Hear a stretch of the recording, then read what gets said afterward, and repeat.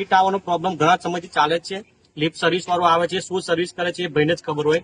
છતાં બી આ નસીબ કહેવાય કે લિફ્ટ સેકન્ડ કે થર્ડ ફ્લોર પર નથી, જસ્ટ ફર્સ્ટ કે સેકન્ડ ફ્લોર પર જતી અને સ્વિચ દબાઈને લિફ્ટ પડી. એમાં આ જે છે એમના મધર છે ને એમની છોકરી માંડ બચ્યા છે.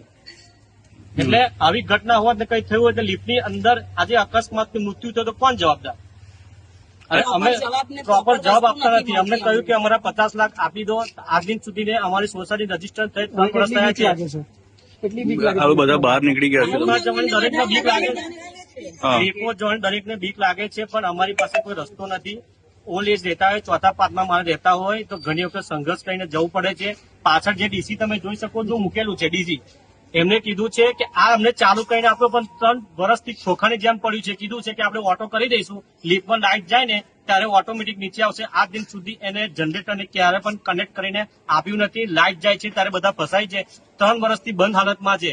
બધાએ પૈસા આપ્યા છે, 25,000 રૂપિયા તરીકે પાર્કિંગના પણ લીધા.